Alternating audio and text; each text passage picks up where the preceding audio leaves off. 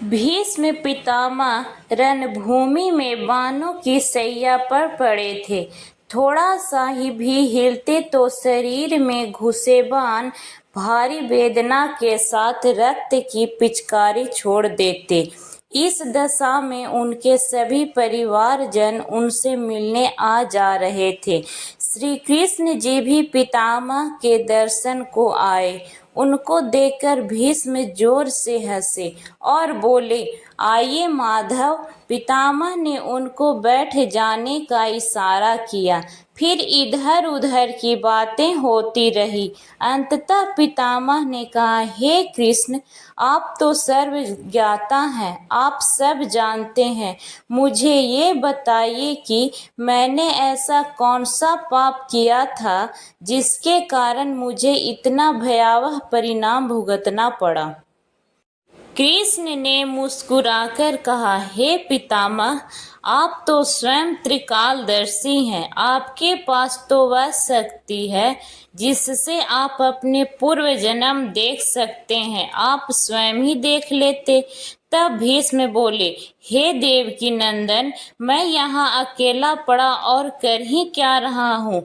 मैंने तो अपने 100 जन्मों को देखा, परंतु मुझे कुछ ऐसा नहीं दिखा जिसके परिणाम स्वरूप मुझे इतना बड़ा दंड मिले कि मेरे पूरे शरीर बाणों से बिंध जाए। तब श्री कृष्ण मुस्कुराकर बोले, हे पितामह, आपने सिर्फ 100 जन्मों को देखा है, किंतु ये पाप 101 जन्म पूर्व का है। आप ध्यान लगाकर देखिए, आपको उत्तर मिल जाएगा।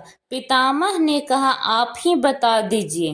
तब श्री कृष्ण ने ध्यान लगाया और बोले कि 101 जन्म पूर्व एक नगर के राजा थे। एक दिन वह मार्ग से अपने सैनिकों की एक टुकड़ी के साथ कहीं जा रहे थे। तभी एक सैनिक दौड़ता हुआ आया और बोला, राजन, मार्ग में एक सर्प पड़ा है। यदि उसके ऊपर से गुजरे तो वह मर जाएगा। तब उस राजा ने कहा कि एक काम करो, उसे किसी लकड़ी में लपेटकर झाड़ियों में फेंक दो। सैनिकों ने वैसा ही किया। उस सर्प को एक बाण की नोक पर उठाकर एक झाड़ी में फेंक दिया। दुर्भाग्य से झाड़ी कटीली थी, वह सर्प उसमें फंस गया। जितना प्रयास वह उससे निकलने का करता, उतना ही और अधिक फंस जाता। उन झाड़ियों के कांटे उसकी देह में चुभ गए और खून रिसने लगा, जिससे उन झाड़ियों में रहने वाली चींटियां रक्त चूसने लग गई। धीरे धीरे वह सर्प मौत के मुंह में जाने लगा।